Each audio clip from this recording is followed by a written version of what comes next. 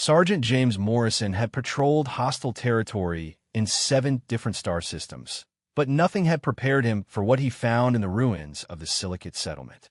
The alien hung from a crystalline tree, its form slowly fracturing in the heat of the binary star system. The body was skeletal, malnourished, dehydrated, clearly suspended there for days. Below it, a crude sign had been nailed into the ground. Punished to die, do not touch. Intervention equals execution. James's blood ran cold. This was a deliberate execution, designed to maximize suffering while preventing rescue. The threat on the sign was clear.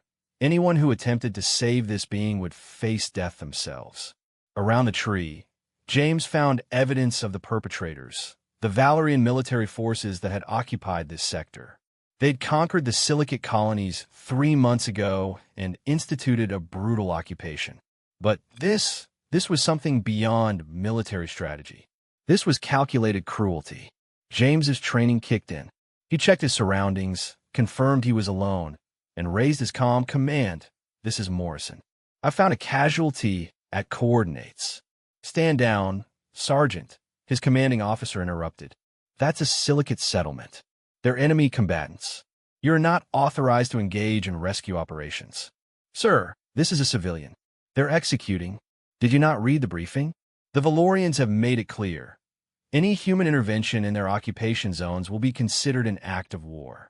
We are not prepared for that conflict. Stand down. James stared at the hanging figure, at the deliberate cruelty of the sign, at the clear message. You can watch them die, but you cannot save them. He made a decision that would end his military career. He cut the alien down. The moment he touched the crystalline form, alarms began wailing across the settlement.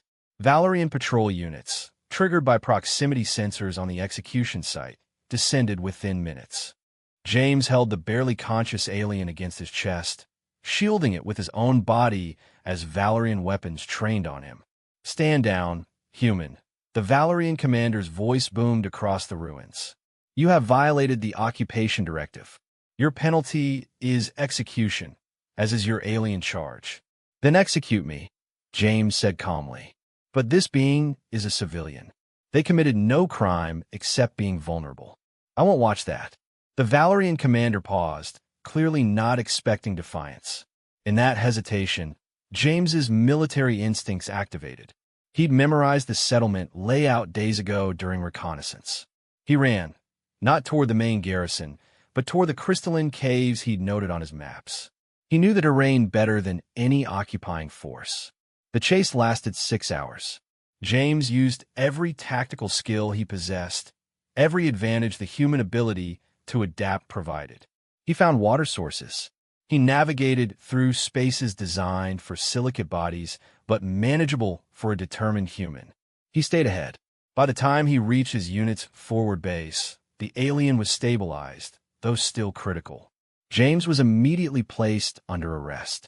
The court-martial was swift and brutal. James was dishonorably discharged, stripped of rank, and sentenced to a detention facility. But his actions had consequences that rippled across the galaxy. The Silicate Coalition learned what a human soldier had done. They learned that one person had violated military orders, risked execution, and sacrificed his career for a stranger. They learned that humans possessed a capacity for compassion that transcended survival logic. Within weeks, diplomatic pressure on the Valerian occupation intensified. Independent news organizations publicized James's story. Silicate delegates used it in negotiations with the Galactic Council. The image of a human soldier, small, fragile, outgunned, carrying a broken alien to safety became a symbol of resistance to the occupation. 6 months later, the Valorians withdrew, not because they'd been militarily defeated, but because the political cost of maintaining the occupation had become untenable. James Morrison's act of defiance had catalyzed change across an entire sector. He was released from detention as the peace agreement was signed. The Silicate Coalition offered him citizenship, resources, anything he wanted. But James asked for only one thing: to know that the alien he'd saved had survived. He was brought to a rehabilitation facility where a recovering Silicate, the one from the tree, waited. The alien's form glowed with colors indicating deep emotion. "Why did you do it?" the silicate asked. "You had everything to lose." James smiled. "Because some things matter more than survival. Because watching someone suffer when you could help isn't strategy, it's complicity.